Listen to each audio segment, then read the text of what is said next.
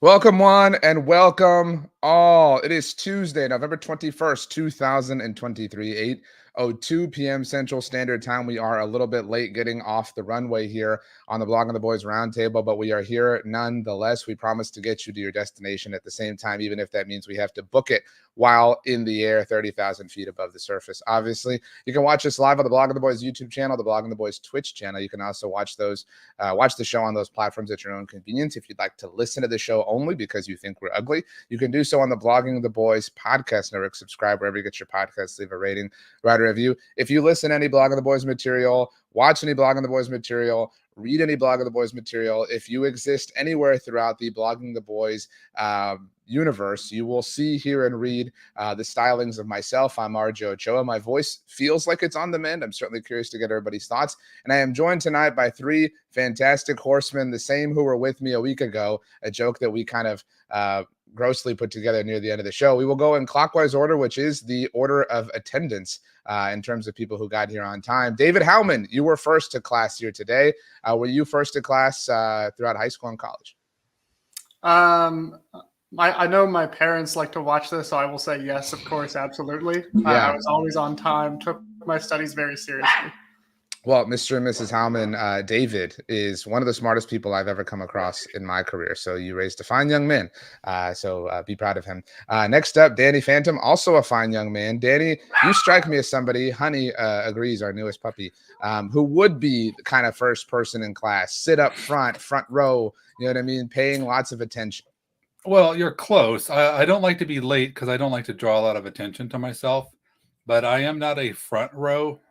I was not a front row person. However, through my years of aging, I do find myself sitting more in the front these days, more just because I need the vision. So, but yeah, no, I was never a too early guy, but I hated coming in, like walking in, when a class already started. Yeah, that makes sense. I was late to my English class every day, senior year of high school. Shout out to Miss McKenzie if you're watching. You taught me more than you know. Anyway, next up, Tony Catalina, who had the meanest joke after I had a poor haircut experience last Friday. Tony, you're wearing a beanie, so maybe you're not too proud of your hair yourself. Yeah, you know what? It's getting cold up here. We're getting some snow right now, so I figured, I might as well bundle up in the house. So. Okay, I like your hoodie, Tony. You look very comfortable. Like you look like you could take a nap in kind of all the materials that you're in. And I mean that in a very complimentary way.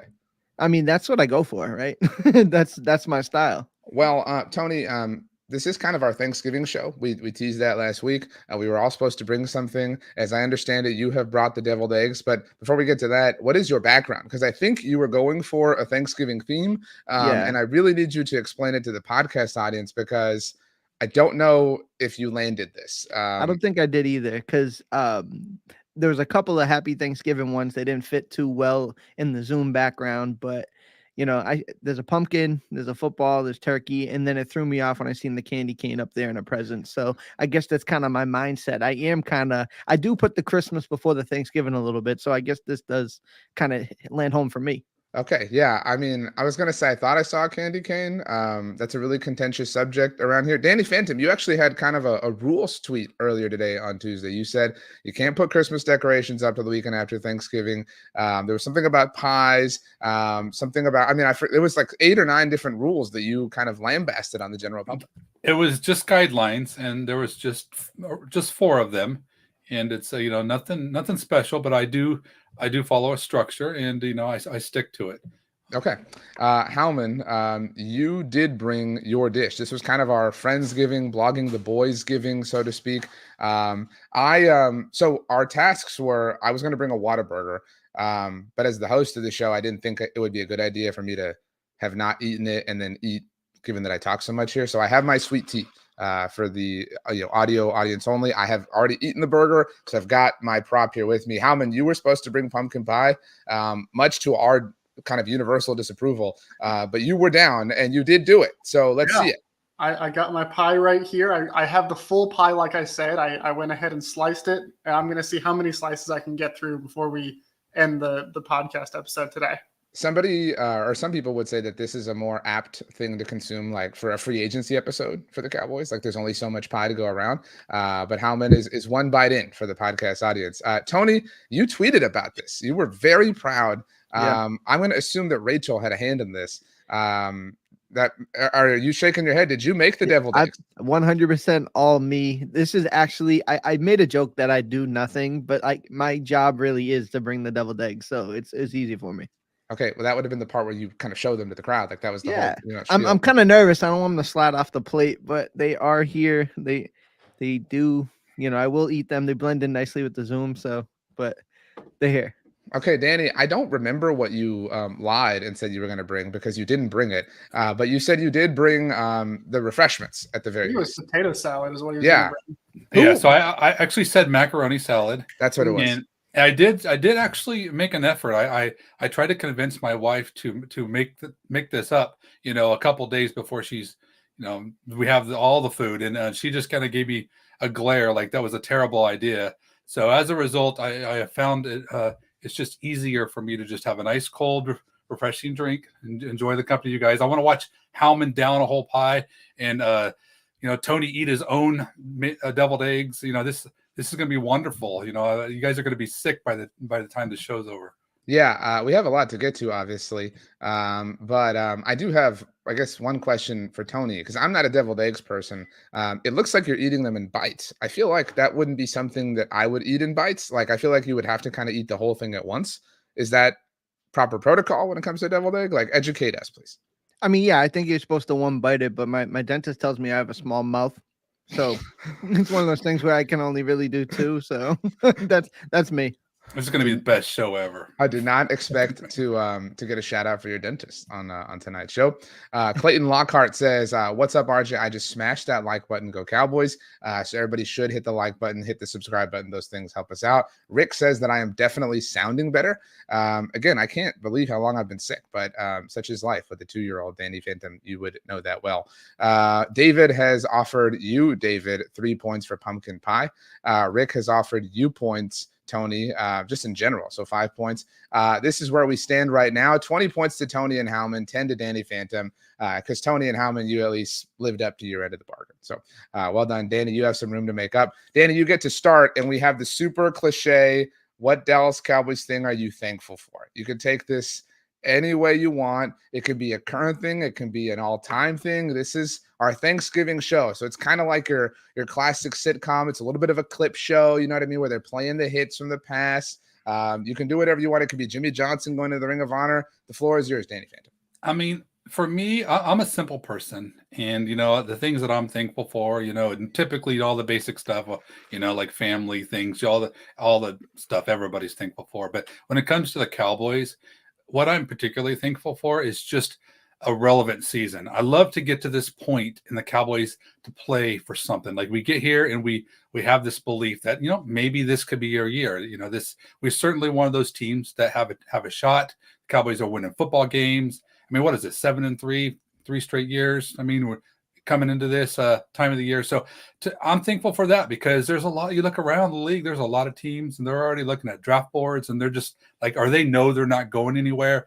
That would be terrible. And I feel bad for that. And so me, I like to count my blessings and things that I'm grateful for sure. It's this to have a winning football team. Okay, that is really well said, Danny Phantom. You mentioned it. The Cowboys are 7-3 for the 3rd straight year. I wrote about this.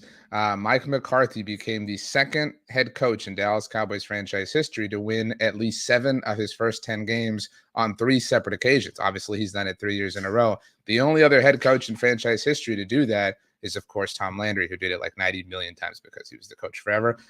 So, Howman, I don't know if you're thankful for Mike McCarthy. That is going to be my answer if nobody takes it. But to Danny's point, the Cowboys are a competitive team. They're in the mix. They are a reliable Super Bowl contender. There's a lot to be thankful for in that sense, but you can go any direction you want, as we mentioned. Yeah, well, I'll tell you one thing I'm not thankful for is the wide receivers on the Kansas City Chiefs. That was just a brutal game to watch as a team that needs the Eagles to lose a couple of games here before their next matchup. One thing I am thankful for, I am going to go with maybe it's the low-hanging fruit, but Jimmy Johnson officially being inducted into the Ring of Honor. It's impressive that he was actually able to get inducted all the way back in 1923. But I think that was just a really cool moment, especially the way it was so impromptu and just, we're sitting down like, oh yeah, time for the game to start so early. And then suddenly it's like, oh, Jimmy Johnson, like what's happening? Is this actually going to be his Ring of Honor induction, or is it going to be like he's there to announce some new corporate sponsor and it's get our hopes up again? And so like when it actually happened and the way that it all unfolded, and it was just it felt like they threw it all together at the last moment, and you could barely even hear what they were saying because the stadium music was playing so loud. But the fact that it actually happened after we've been asking for it for so long, and the people who say that there's like a curse on Jimmy Johnson, like he hasn't been inducted yet, that's a curse that plagues this team. Jerry has done his part to lift that curse, and hopefully it manifests itself in a really good ending to this season. And I mean, the Cowboys are 1-0 since announcing his induction to the Ring of Honor. So only good things from here. I promise all of you, the audience included, that on December 30th, I am going to tweet, on this day 100 years ago, Jimmy Johnson was inducted into the Dallas Cowboys Ring of Honor. So I'm really looking forward to that. Tony, you are fascinated by these things in the same way I am. Howman kind of described it. It was really strange how the Ring of Honor thing unfolded. Like I know that a lot has happened obviously since then. The Cowboys played a game and it was really fun, and Deron Bland and all the stuff, but like it was so random. Like, I mean, they were it wasn't like they were in Philly or somewhere where they could like maybe steal some thunder. Like they were at the house of the worst team in the NFL. Like I mean, I kind of almost want to, hindsight believe Jerry when he used to say like, this is going to be a spur of the moment thing. Like it felt like he kind of came up with the whole thought in like 5 minutes and had to act on it, and everybody had to follow suit. Yeah, it was actually really funny to see the beat writers that we all know and respect, like all kind of say like announcement coming in 20 minutes, and nobody really knew, but they kind of all knew what was going on. And then we all had to like mentally prepare for like, is this really the moment? And you would hate to like think all of a sudden they're going to announce a new cryptocurrency thing that they were working on. And then, so at the end of the day, like for it to end up being Jimmy Johnson, it really was textbook Jerry Jones, like a ho-hum noon kickoff game, against the bad Carolina Panthers team. Not much eyes on it. You know what? Let's get Jerry Jones on, with Jimmy Johnson on the pregame show, and let's announce something that is way overdue. So I think it was a really cool moment. Danny, you're an older fan than us, at least, and I say that respectfully. And I don't say what I'm about to say to put you in this space, but I thought a lot about my dad when this came out, and I thought about people who were of an impressionable age when the '90s Cowboys were obviously doing their thing. Like this is something that those people deserve. I wouldn't say just as much as Jimmy, but I also, friend of Blog of the Boys, Tony Casillas, like players who played for the Cowboys and for Jimmy. Troy Aikman's gone to bat for Jimmy. Michael Irvin, Emmitt Smith. Like this is something that so many people kind of deserve to experience. Like this is more than just a standard person going into the Ring of Honor, which is a cool thing in and of itself. It is. I mean, I totally agree. And I do. I mean, I'm sure a lot of the players that played for Jimmy are real happy for him too. But as an older fan and as someone who had to kind of endure, enjoy the Cowboys' success, but then endure this narcissistic owner basically just kind of, I have a lot of respect for Jerry Jones, the person now, and I think he's grown tremendously. But I didn't, when you talk about how he had something good, and then they really could have. The Cowboys could have just ran wild for more years if they would have just kept that marriage together. And I know that Jimmy certainly had his part in that too. But it's very frustrating, and it makes me angry that just the way that Jerry handled this whole thing. And I think that it is long overdue, and it's sad that it actually took this long. And I'm glad that it's finally over. But at the same time, it's kind of just a reminder of Jerry, why you got to be that way, and how things weren't always so great, in the mid '90s when the Cowboys could have just had more success. So, I guess it's bittersweet, but glad that it's finally something that we no longer have to talk about. That's true, and glad that everyone will get to experience it. It's obviously something people talk a lot about when it comes to the Hall of Fame, putting elder people in so that they can fully experience it. It is something that should be celebrated, that they should get to obviously celebrate with their families and friends and everybody involved in their football journey. Tony Catalina, let's come back to the question at hand. What Dallas Cowboys thing are you thankful for? For me, it is that time, right? You take thanks, you think back, you give gratitude, because when you look around the NFL, you could really see that there's a real talent problem at the quarterback position. I see teams all the time like Tim Boyle's going to start and Zach Wilson's out there pretending to be a quarterback. And there's a lot of poor quarterback play. So I'm going to sit here and say I'm thankful for Dak Prescott and what he's been able to do, not only this year, but he's been a consistent figure throughout his career. I know there's a lot of divisive conversation about him, but think about the position we could be in, right? If you think he's a top 10 guy, which I do, I think he's comfortably within the top 10. It could be so much worse, even if you are the most pessimistic Cowboys fan, to have this guy here, to never have a losing record when he's involved at quarterback. Like, Danny mentioned, just to be consistently good, to be in the fight. It's one of those things where it just feels good to have a quarterback that is capable to play at a high level. Now, can we get it to another level? Can we take it up another notch? It's a whole nother question. But, when you're sitting around eating, deviled eggs and pumpkin pie, be thankful that we're not, the Jets or the Bears or some other team that is really struggling just to find their guy. Howman, I think that, there's a particularly specific level of thankfulness or gratitude that Cowboys fans should have for Dak Prescott and even Tony Romo, obviously, given the unconventional path the team, incidentally took towards finding them. Like, this isn't a team that had to, go through a season and say, okay, we're going to draft Caleb Williams next year. It's going to totally work out. Like, that's going to be the solution. Like, they completely stumbled into this, and he has become obviously not just a top 10 quarterback, to Tony's point, but a top 1 human being. I mean, like, he has been such a great ambassador for the Dallas Cowboys. Something I like to say is he's a dream of a quarterback to root for. You happen to be wearing his jersey tonight, obviously. Yeah, and I got him on the background behind me too. This is, Dak Prescott has been everything that you hope for when you get a quarterback and what you want him to be. Off the field, obviously, he's been a tremendous leader. He's one of the top leaders in the locker room. He won the Walter Payton Man of the Year award last year. His play on the field, you can go ahead and have the debate about where does he rank among like top 10, top 5 quarterbacks. Certainly that's a debate a whole lot of people have had and will continue to have till they're blue in the face.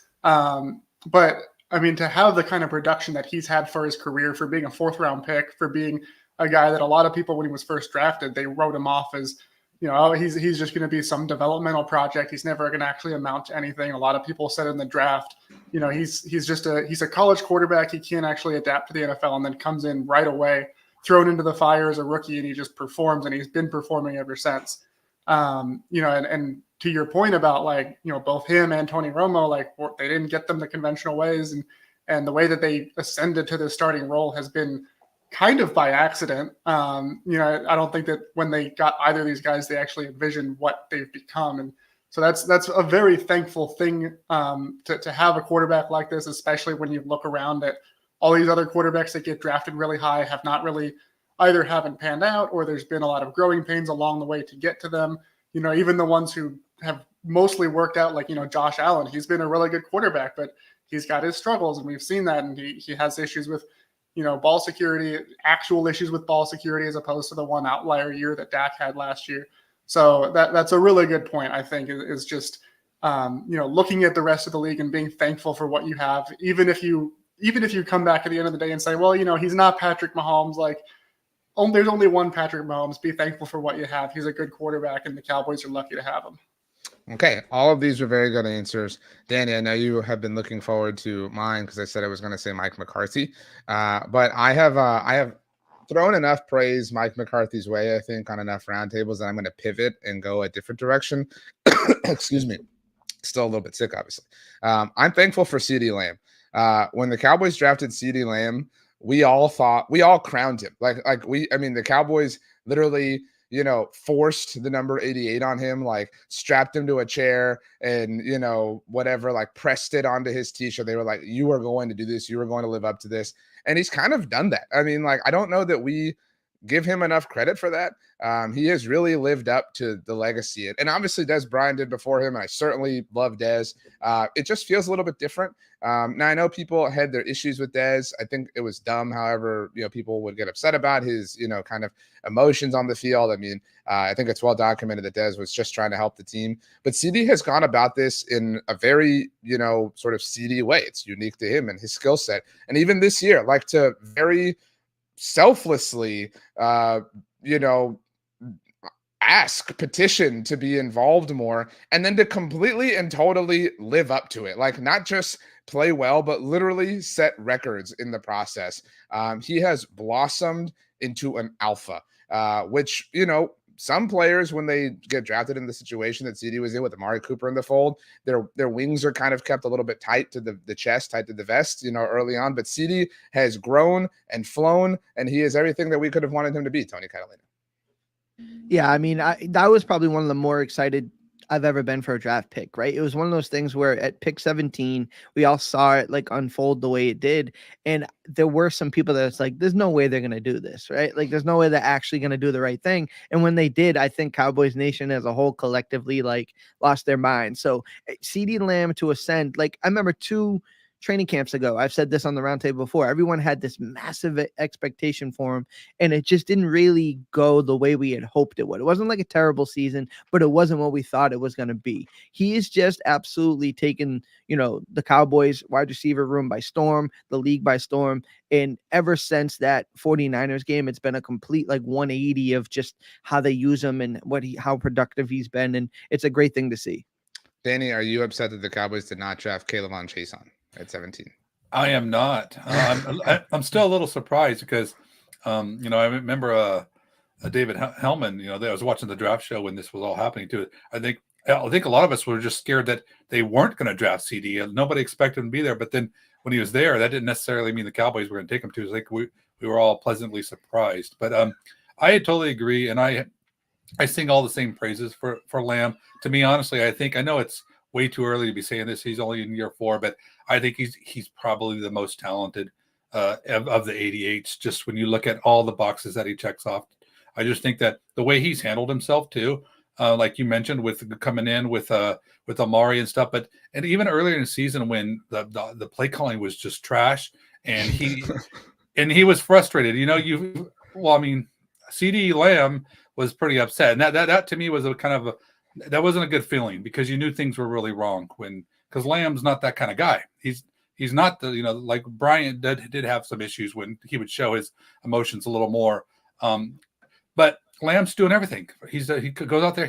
This guy doesn't, he's resilient. He blocks for you. He takes shots over the middle. He's just does, he'll run the end arounds. He's part of the offense. He just does so many things. And I think he's just a dynamic player, and he's just really easy to like. And his production, you compare it to the other guys, and he's off to a much better start than all of those guys. So I think he's a special player. Super. I think it was a great choice. I think you made a great pivot there, RJ. And but for sure, CeeDee Lamb I'm so grateful that the Cowboys have him.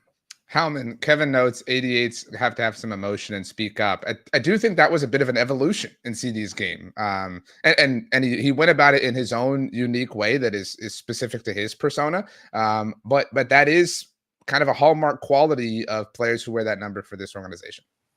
Yeah, there's a standard when you wear the 88 that you have to be.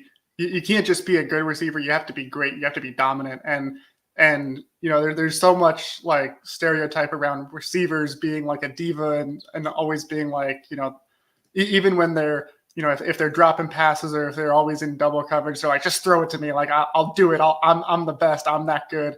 And CD's never really like been that type, at least, outwardly. But for him to kind of go in this nonchalant way and say like, hey, let's try to get me more involved. And then, like you were saying, they did, and he just completely answered the call, and he's been absolutely phenomenal ever since. He was really, really good, but I think, this last little stretch really showed that he is very much squarely in that 88 club. Like, he is fully deserving of having this number forced on him, even though he didn't actually want it, but he's lived up to the billing, and he may not be the Michael Irvin or the Des Bryant personality, but the way that he is on the field, that's really what it comes down to, and he's been as advertised.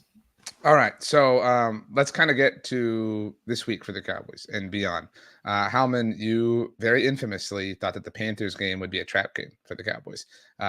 We can put that in your take about Leighton Vander Esch not making the 53-man roster last year. Everybody has misses. Those are kind of year 2. But on a 1 to 10 scale, Tony, we'll start with you. How much of Thursday is a trap game in your mind? 10 is Admiral Akbar. It's a trap, which I know is a reference that's completely lost on you, Tony. 0 is like, they're going to win 100-0. I'm not worried about this whatsoever. Hook the tryptophan up to my veins right now. I'm ready to just be in a coma on Thanksgiving Day. I'm a little north of 5. I think I'm settled in at a 6, and it's because of the familiarity with the opponent. It's the fact that they got embarrassed last week. It's the fact that I think Sam Howell has that like gunslinger, like YOLO ball in him that he can just throw it up and be aggressive because like why not? And to be honest with you, I think this team has much more talent than the last 2 opponents we saw. Like Giants, I really wasn't worried about it. I really wasn't worried about the Panthers. But this week, I'm not calling for a loss. I already sent my prediction to Howman in the article. Like, I'm confident that they're going to win a game. I just think that there's a lot of other factors that come into this game, right? It's nationally televised. Everyone, if you don't get up for this football game, you're not going to get up for any of them besides maybe the Super Bowl. So, one of those things, it's probably going to be tighter than it should be. The Cowboys sometimes play down on their opponent. It's the middle of the week. We got guys who are a little banged up after, 4 days of rest. So I still think they can win by 7 or 10 points, but I think it'll be a little tight. The Cowboys are currently favored by 11 points, according to our friends at DraftKings Sportsbook. Danny Phantom, would you lay that many, or what is your number here on the trap game scale?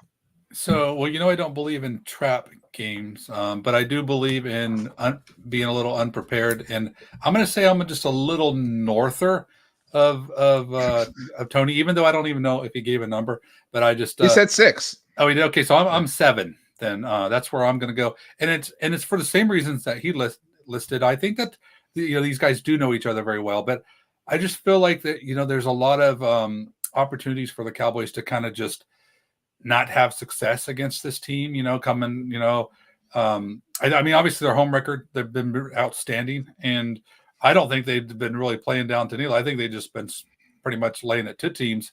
But, Washington is one of those teams that they do. I mean, we remember they beat Cowboys pretty good last year. And does anybody really believe that they beat the Cowboys? Like, because that was a kind of a half game for Dallas where they were scoreboard watching the Eagles. Like, it wasn't their full out effort. Well, it wasn't a very good performance by many players. And I mean, I don't know how you want to describe that or count that, but they just didn't come out there and play well. And I know that there are times where this team, I wasn't very happy with how things were on the offensive side of the ball this past week. And I think if Washington comes out and has one of those game plans and they're able to kind of stifle them a little bit, it could just create a little bit of a game script where there's some opportunities. And like Tony said, with, Hal has some ability to make some plays. And am I worried? Not really, but would it surprise me if Washington came out and was upset the Cowboys? It wouldn't completely shock me, no. Howman, when we look at the Cowboys division rivals and the success that they've had against them in the Dak Prescott era, the Giants are universal. Like, the Giants are the runt of the litter. Like, not even like nobody worries. Like, if we're hooked up to a polygraph test, like, we're super calm when the Cowboys play the Giants. When it comes to the Eagles, I think we're calm because Dak is calm in the eye of the storm, but it is a storm nonetheless. The Commanders are kind of strange. Like, I mean, they are a bit more random. Some weird fluky things have happened against them in the past, sometimes at FedEx Field. So I do kind of understand, Tony and Danny being a little bit panicked here, but where are you? Well, I'm not really that panicked. I do want to defend my honor on calling the trap game last week. And I got to say, honestly, like, looking back, I think I was right to be worried, because most of my worry came from the concern that that the Panthers would have, come out with a lot to prove, and that the Cowboys wouldn't take them seriously. Keep in mind, at the 2-minute warning in the first half, it was a 1-score game. It was 10-3 Cowboys. Oh, man. And then they went on that drive. They had 2 different 3rd and longs that they failed to convert and only picked up the first down because of really boneheaded penalties from the Panthers. So it's not like, I mean, they ended up running away with it in the second half. They absolutely established their dominance. But early on, the Panthers showed up to play in that game. And credit to the Cowboys for taking them seriously and putting it out. And that's one of the reasons I'm not worried about this game, is because I think that really showed me that this is a team that understands you can't take these games for granted anymore. They learned their lesson from the Cardinals game. With it being Washington, obviously there's going to be some level of added competitiveness there with the division rivalry. But I mean, I look at this Washington team like Sam Howell. Yeah, he'll throw those YOLO balls, and sometimes he gets them, but sometimes he also makes a big play for the defense. He had a really bad pick six to end the game this last week, and he's had some good throws. He's had some really ill-advised throws. He also loves taking sacks. He holds the ball for a very long time. He doesn't have a good enough offensive line to do that. And this is a Dallas defense that thrives on creating pressure, getting sacks. I think that's just a bad matchup. And then the Washington defense, this is, I think, the worst defense that Ron Rivera's had since he came to Washington. They traded away both Chase Young, Montez Sweat. They don't have as much juice on that defensive line, which is really the strength of this defense. So I just look at where they're at as a team right now, especially with some of the losses they've incurred lately.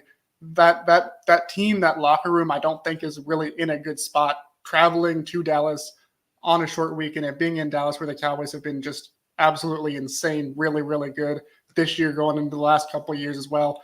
I would say on a scale of 1 to 10, I'm putting this at a 2. I'm not really that concerned.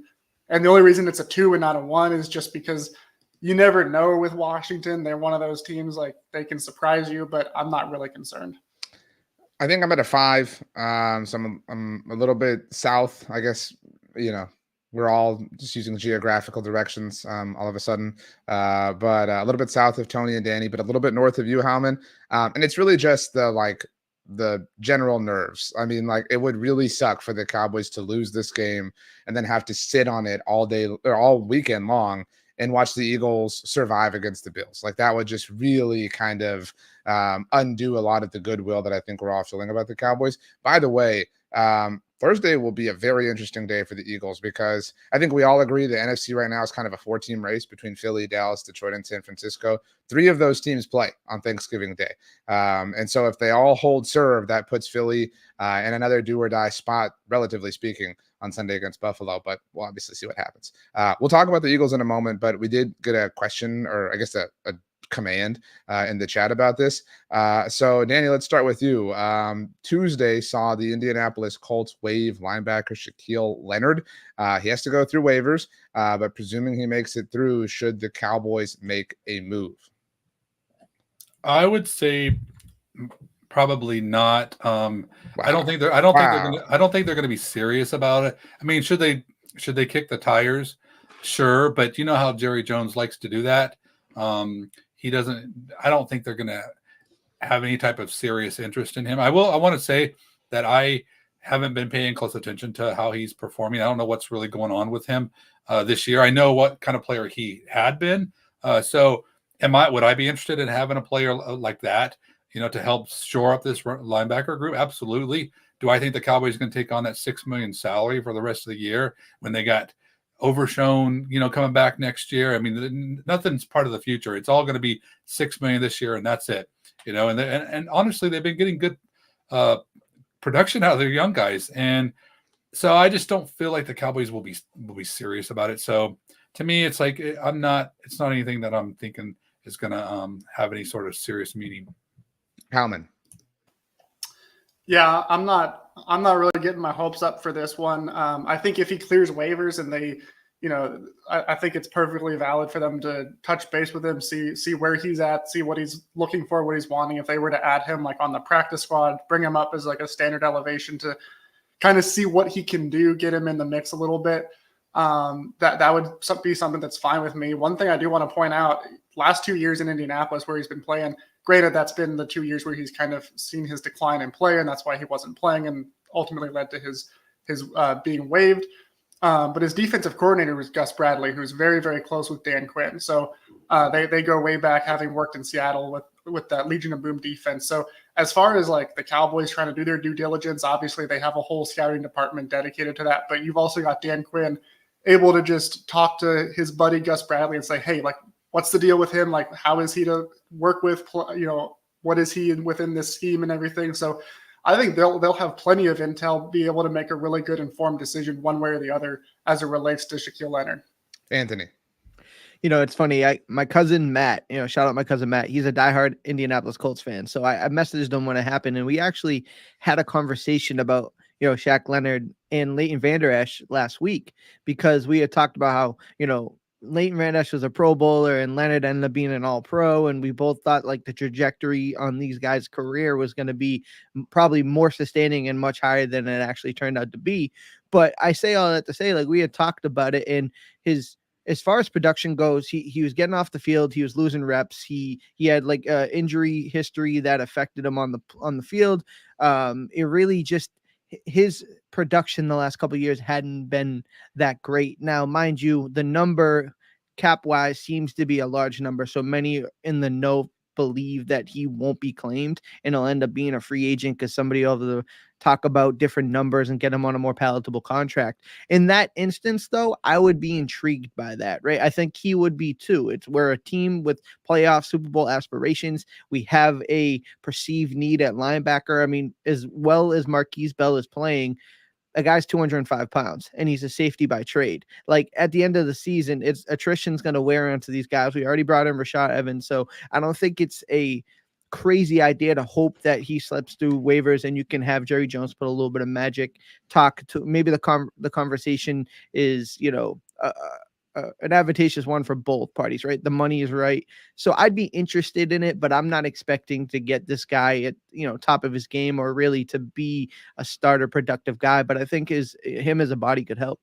Yeah, let's just get that whole 2018 class on the same roster, right? Like Leighton Vander Esch, obviously, Rashaan Evans, Darius now, Shaquille Leonard. Just makes sense. Tony, by the way, I feel like you're taking the rest of this roundtable a little bit more seriously because you took the glasses off. So, like, I don't know if that's like, you're here to play, you're here to win. In terms of score, though, Tony, you're sitting on 36 points, Howman 39, Danny 33.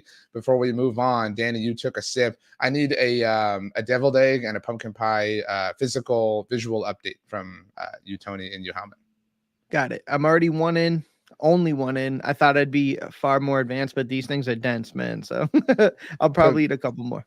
You Take made them. Bigger bites. Yeah, you made them. You knew what would happen. You knew everything involved. Yeah. So that's why I go on mute when I'm not talking. I'm battling right now. Okay, Howman. Yeah, it looks like Howman. I'd say you got like 35% of that pie taken care of. Was that kind of fair? I'm finishing up my second slice, so okay. almost 25%. So basically, Prescott's contract. Yeah, I made the mistake. I think it was 2 years ago now of tweeting. Remember when the Cowboys had all those penalty issues in the preseason? I tweeted that I would eat a slice of cheesecake for every penalty that they incurred against the Los Angeles Chargers. That was a bad day to be me. The next day was actually worse. By the way, Howman David has given you 3.14 points. Very appropriate in terms of pie. We don't hand out decimals, so I'll go ahead and round that up and give Howman a nice even 4. Danny, that's not how you round. It is on the round table. Danny, you got 5 points from Kevin. I don't know for what, because you don't have Can you round it up to 10? No. But anyway, let's kind of get to the question that everybody kind of has on their minds. Howman, you took a dig, obviously, at the Chiefs wide receivers. Can the Cowboys catch the Eagles? That's really what this is about at this point, in some senses, because I think we all agree if the Cowboys cannot, they'll be the 5 seed, and that is the most preferable non-1 seed position to be in the NFC. Cowboys sitting very pretty in that regard because of the Seahawks, Vikings, and Commanders all losing last week. But Howman, can the Cowboys catch the Eagles? Simple yes or no question. Yeah, I think they can. Obviously, they need a couple of things to fall their way with the Eagles losing, but they do have a tough next couple of games. If I remember correctly, they've got the Bills and the 49ers next before they play the Eagles, and those are both pretty good teams. The Bills kind of got back on track after they made a change at offensive coordinator. The 49ers had that losing streak, but then the last 2 weeks they've looked like the 49ers that were just absolutely dominating, shredding, and obviously tore up the Cowboys a little bit. So that's going to be a really rough stretch for the Eagles. They just had this, really it was a game they should have lost to the Chiefs. The Chiefs, like, they just completely blew it. They literally dropped the ball. They were leading the whole game, and then they coughed up the ball, Travis Kelce fumbling, and then Marquez Valdez-Scantling dropping what would have been the go-ahead touchdown. And I was watching that, and I was like, this is not a game that the Eagles are winning. This is a game the Chiefs are losing. So it'll be interesting to see how they do against other teams like the 49ers, when they're on, they're just like absolutely bonkers insane. The Bills are kind of in a similar situation, but they're a little more inconsistent. But when they're playing to their level, as we saw with the Jets game this past weekend, like they're pretty good, and Josh Allen can be really deadly. So it's possible. The odds may not necessarily be very good, but they can definitely catch them. I tweeted this out on Monday.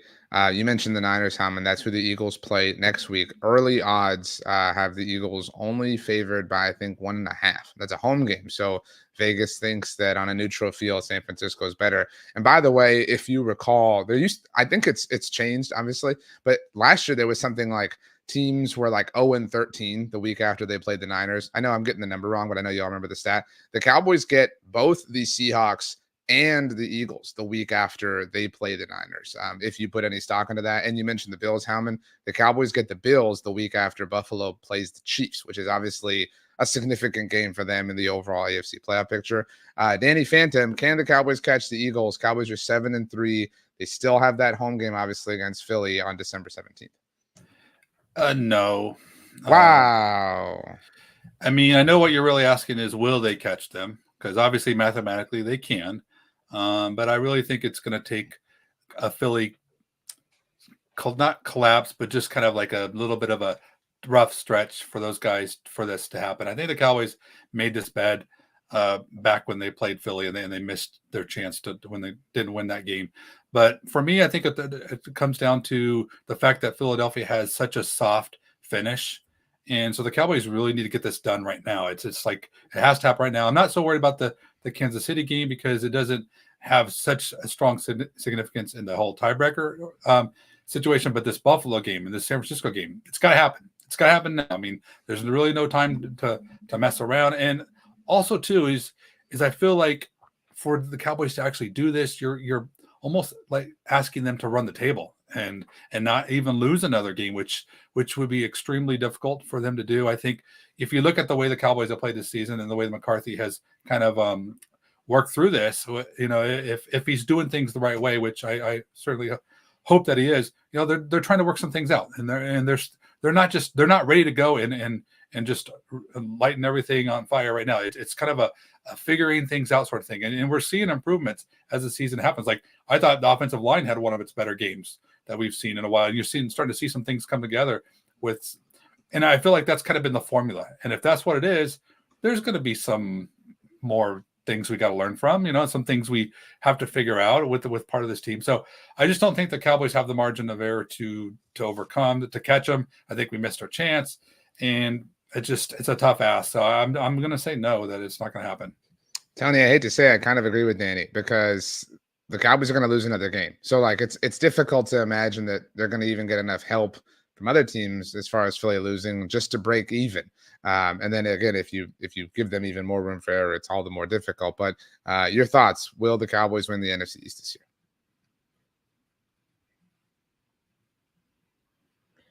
I mean, and I'm lagging a little bit right now, so if I'm late, I apologize. But I will say, you know, it is a bit of a challenge. Everything Danny's saying, I 100% agree with. To be honest with you, I penciled in this Chiefs game as a loss. Like I thought the Eagles were going to lose this game, and I mentioned that they would have to go, you know, 3-2 or 2-3 in this 5-game stretch for it to even be realistic. And you know, for me to pencil this a loss and it doesn't happen, like it kind of dampens it a little bit.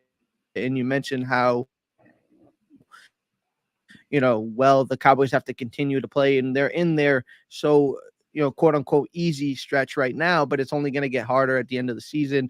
And if the Eagles come out of their hard stretch unscathed, or, you know, with 1 or 2 losses, like it becomes more daunting of a task. So I tweeted it out yesterday, and I stand by it. You know, at the end of the day, like, just worry about what you got to worry about, right? Win the football games, secure what you can secure. If the Eagles help you out with losses, they help you out. If not, you know, it is what it is. You go and you live the fight, and hopefully you play an NFC South opponent. I disagree. I'm going to worry about everything. That's what I want. I want to worry about every single thing. Like I'm not going to just be worried about the Cowboys. I'm going to be panicked about every single thing that I possibly can be, because that's just kind of how I roll. Okay, so I think we all kind of agree, which is a bit of a bummer, except for you, Howman. Howman, you've been I mean, Howman, you're not wrong. Like the Eagles are somewhat fraudulent, but like they just keep finding ways to win, and that's the most annoying thing in the world right now. Okay, so it is Tuesday, November 21st. The Cowboys are going to play 2 games in the next 9 days, both of them on Thursdays. So we're going to go around the bend here. And by the way, score update as we entered the last question. Tony, you've got 50 points. Howman 44, Danny 52.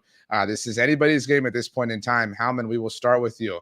What is the most underrated important thing over the next 2 games besides health? By the by, whatever Howman says can't be said by anybody else. So Howman, you get to go first. You have the inside track.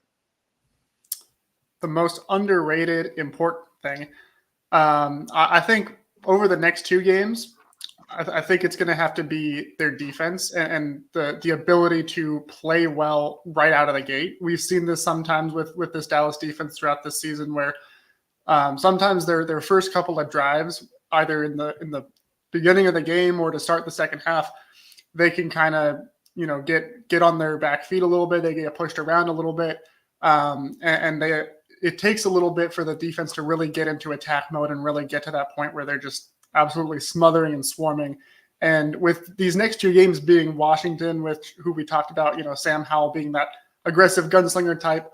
If he's going to come in and they have a really aggressive game plan and the Cowboys defense isn't able to just, light it up from the very beginning, he can put you get you into a point where this is going to be a shootout. And, I feel good about our chances of Dak winning a shootout against Sam Howell, but at the same time, that's not where you want to be. Similar with the Seahawks the week after. Geno Smith has, since he came to Seattle and kind of had his career revitalization, he's been that kind of guy where he's gotten into a few shootouts, especially with the Detroit Lions, one of the better teams in the NFC right now. And the Seahawks in the last 3 years since Dan Campbell's been their head coach, they've played 3 different times. The Seahawks have beat them each time. And generally, Geno Smith has absolutely balled out in that game. And so these are kind of situations where these 2 teams are, if you let them, these offenses are capable of getting into a shootout. They're familiar with that territory. And we talk about the Dallas defense a lot as being this dominant group. For the most part, they do have these little bit of challenges in the very beginning of games, in the beginning of the second half, where an offense that is capable of doing that can take advantage. And that's something I think would fly under the radar, but they need to really be on it for these next 2 games. That is a really solid answer, Howman. It's a shame that Tony and Danny cannot use it. It was so good that it was worth 100 points. This is the score update right now, where things stand after Howman's answer. So we are going in ascending order. So Tony Catalina, that means you are up next. What is the most underrated important thing over the next 2 games for the Cowboys besides health and defense getting out to an early lead? Yeah, I would say for me, I would talk about the offensive line, right? I think the continued, gelling that they've done, right? I mean, we've talked about the blessing that Tyron Smith has been able to play and stay on the field, and the fact that they have a nice plan for him within practice, how they're, giving him days off. Terrence Steele getting better every week, with his knee rehab and making sure that is okay, coming off of that. Tyler Smith looks to be, I know there's been some conversation of, has he been playing like the best guard on this team, which is crazy to think about when you have Zach Martin on the other side, and just consistently trying to get the best you can of Tyler Biadasz. I think at the end of the day, when you look at championship caliber football teams, you look at the guys up front. You got to have a good pass rush, and you got to be able to protect the quarterback and run the football. And I think the continued gelling of that group is going to be super important. I know we could talk about, getting Brandon Cooks involved more, and we can talk about, making sure Tony Pollard runs better and the defense gets a million picks. But if you can win in the trenches, you're going to win a lot of football games. That's really well said. Not quite as good of an answer, Tony, as Howman offered, only worth 94 points, but nevertheless, you have 144 points as well, just like Howman does. Danny, before you go, we are all about our audience here at Blogging the Boys. And Ethan said, I hate that I'm late. What dishes did I miss? We obviously promised dishes.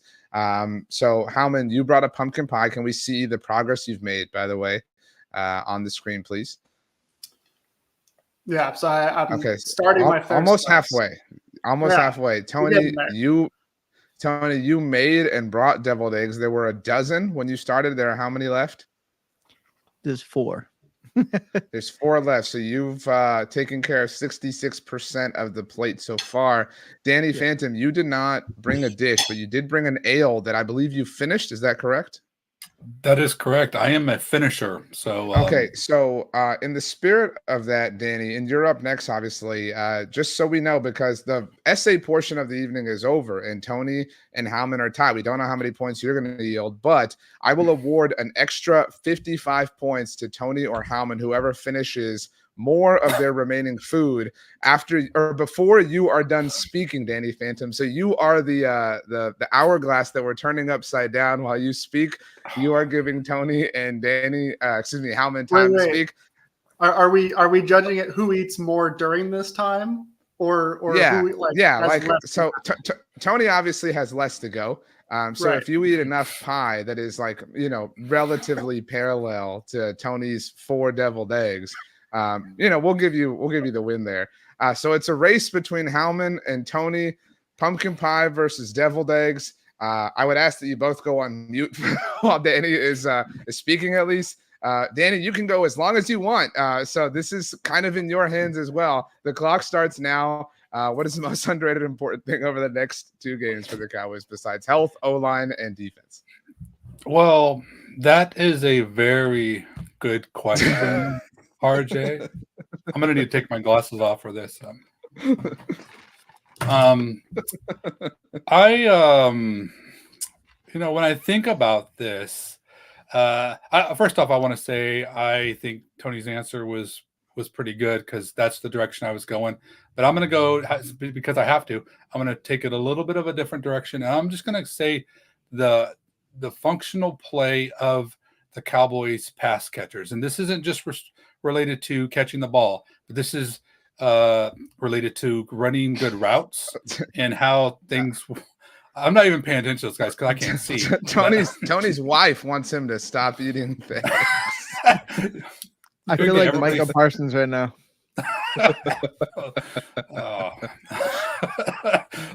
But anyway, to try to make an actual intelligent point here, I want eating this like pizza.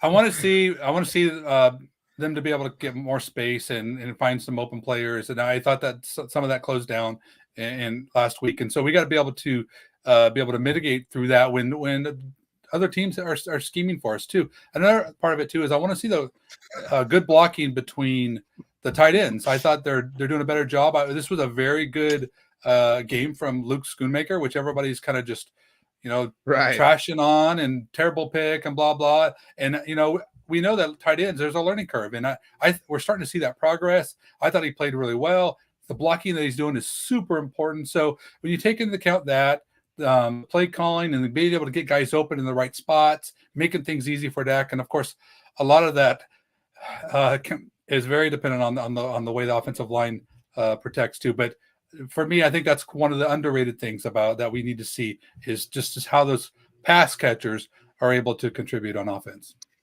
I think that's really well said. You did. Was anybody even listening to me through that? Yes. You did pick up a lot of points for that answer, Danny, from me.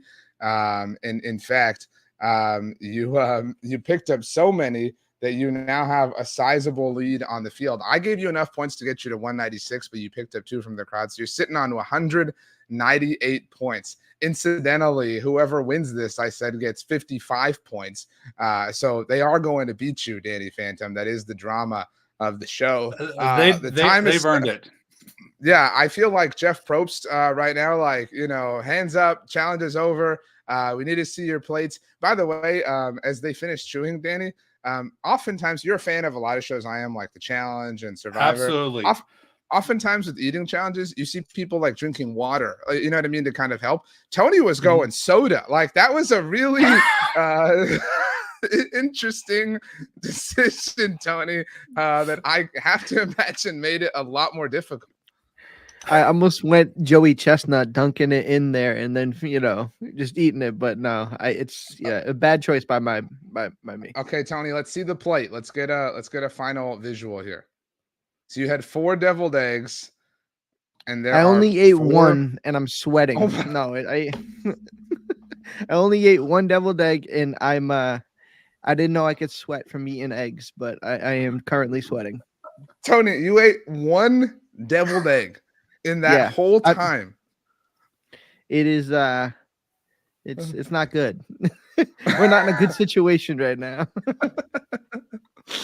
Howman, I think you've got this. I gotta give it to him. do. I mean, he was Can you eating it show like us- a New York slice. Yeah. Okay. So I'm Oh my down to 2.5. If I had known that you only eat one, I would have slowed up a bit. Good Lord. I mean, so we actually even equalized the challenge and said that Howman wouldn't have to eat like the remaining portion of the pie. I still think like Howman's left with less than you were, Tony. Like from when y'all initially began this an hour ago. Yeah, that's legitimately impressive because there's no way I was competing with that effort right there. That's Tony, my one stomach egg. is actively in pain. Actively. Your wife noted that you ate a full dinner before the show. Can you let us know what it was? Because based on your decisions here, I have to imagine it was something that didn't gel well with the eggs. So, you guys ever heard of like the chicken wraps from McDonald's they used to make? Yeah, You we know what I'm heard of talking them. about? Yeah. Yeah, like you put like the ranch with the lettuce and the cheese. Well, we made them at home, so we did our own version of like chicken lettuce wraps. I guess I don't know. Sounds good. So you had Yeah. so the chicken comes before the egg in your eyes. Yes, yeah. There's a lot of poultry consumption here today. I love It's a Family Show says Howman is about to enter Nathan's. That was seriously some impressive performance from you. Rick notes that Howman wins. Howman, I mentioned it was worth 55 points. You did it. 190. Oh, I didn't get that on the screen. I Hey. didn't. I don't know why that didn't It's say. too late. Let's It's see. over. Stop the It's count. over. 199 points for David Howman, a new Roundtable record, edging Danny Phantom out by 1 point. Tony comfortably in third place with 144. Howman, how are you feeling besides the sugar rush that is percolating throughout your body right now? Yeah, it hasn't hit yet. I have a feeling though. I in like an hour I'll do my best Micah Parsons impression from this weekend. But I mean, when you come away with the win, I think it was worth it, and I'm very very happy that my effort was well rewarded because this is going to be rough in a little bit. Danny, who were you more impressed with throughout the duration of this, and certainly in the 11th hour there? Well, honestly, I want to say I think deviled eggs was a bold choice. I don't know if I would have went that route. But no, for reals. I mean, I don't know if Howman is in charge of bringing the pie for the Thanksgiving, and that's what he has left, and they're going to be a little bit disappointed. But that was impressive. I mean, if you actually ate all that pie, that's you definitely deserve to win for sure. So I mean, I'm glad that I just kind of pulled the veteran move and just sit back and just had a nice drink and watched you guys put on this nice display for it. But well done, both of you guys. Tony, did this impact your ability to enjoy deviled eggs on Thursday? I was actually literally just thinking that, and I'm not gonna touch them. Like, there's no chance I could eat them. And if I knew this was gonna be an eating contest like that, I would have made something a lot easier on the stomach. This is a bad idea for me. Like How rolls? what were you thinking this was gonna go down today?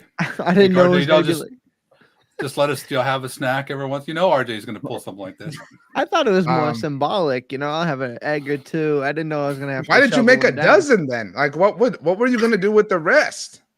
Like you made with what'd you smoke the other day? I was like, it's like pre-turkey, it's like pre-season. I had to get to make sure I still knew what I was doing, so I made a dozen. Wow. Kevin just confirms that Tony, you ate one egg. I wish it was only one egg, but that was definitely not the case. You all told ate what, nine deviled eggs in the course of an hour? I mean, that's a lot. I mean, it's not Howman's pumpkin pie, not great. But I mean, yeah. Okay, we got a lot of happy Pumpkin pie goes down easier than the deviled egg, though. That's for sure. Yeah. Well, that's how it goes down, at the very least. But Joseph says, hope you all have a great Thanksgiving holiday. We are thankful for you all at Blogging the Boys. How about them Cowboys? Last thing, I think I speak for all of you in saying that we're super thankful for all Blogging the Boys readers, listeners, viewers, people who participate and are active on social media. It's all of our dreams to talk about the Cowboys, and the fact that anybody wants to do with us is the coolest thing. So we can go around and everyone offer their actual spiel about what they're thankful for. Tony, you can go first because I think you're going to throw up before anybody else.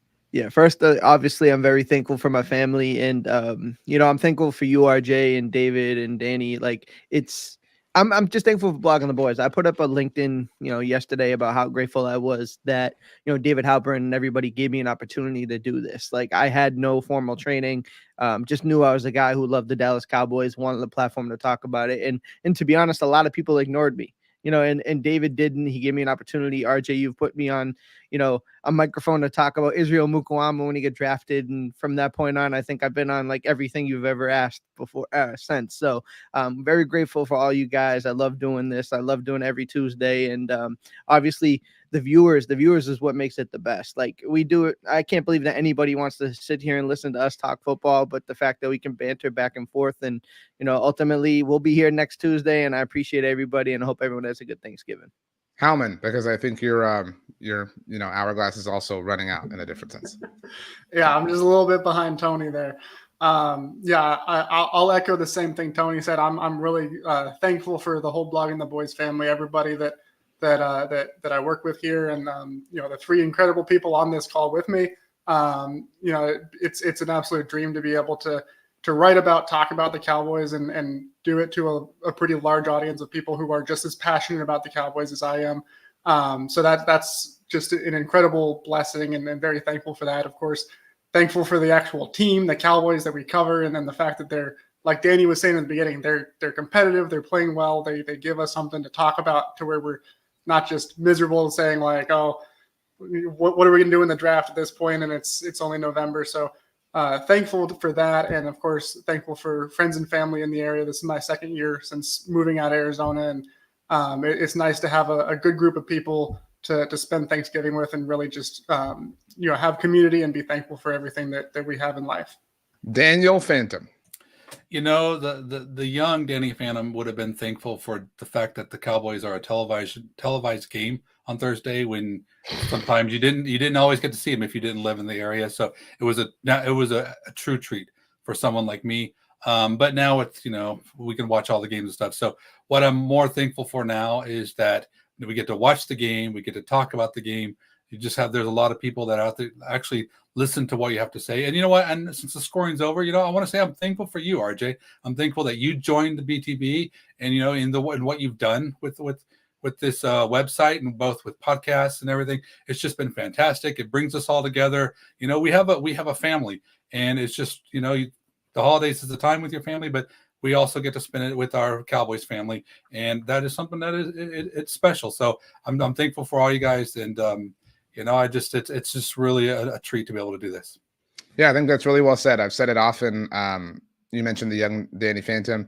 The high school version of RJ would think it was the sickest thing in the world that anybody ever wanted to hear him talk about the Cowboys, because I felt like at that time in my life, I just had this insane passion that nobody could match, that would annoy everybody.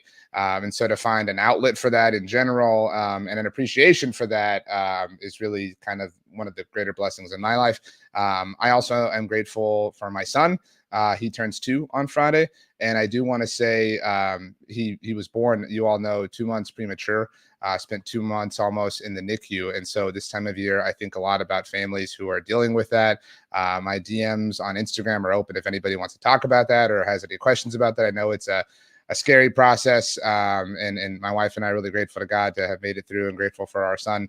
But I think about that at this time of year, just because it is the holidays, and those are hard days to kind of spend. And I'm grateful for NICU nurses and doctors and all these people who are charged with saving lives of little precious babies, and really grateful for the hands that my son was in at the time. And the Cowboys had the nerve to lose the day after he was born to the freaking Raiders of all teams. Like, can you believe that that's the world that they welcomed my son into? A loss against the Raiders, and Anthony Brown with like 14 pass interference penalties. So, I mean, hey, good times. Tony, since you decided to take another swig of soda. You're still eating it, Howman. Tony, let's have you tell us the best Thanksgiving Day movie. Is that a thing?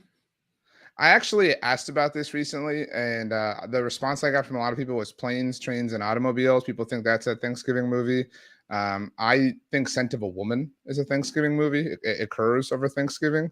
I also tweeted out asking for the best Thanksgiving episodes of television, and I got a lot of is it WRKM or something like that? Some whatever. Oh yeah, I know it. Yeah.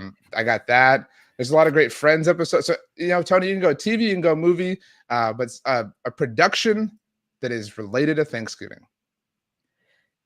This is you guys are gonna think I'm such a clown, but I used to wake up really early, and one of my favorite Thanksgiving episodes ever would be on at like 5:30 in the morning, and it'd be like Home Improvement when they went to like a Detroit Lions game. So that's the number one Thanksgiving show I can think of.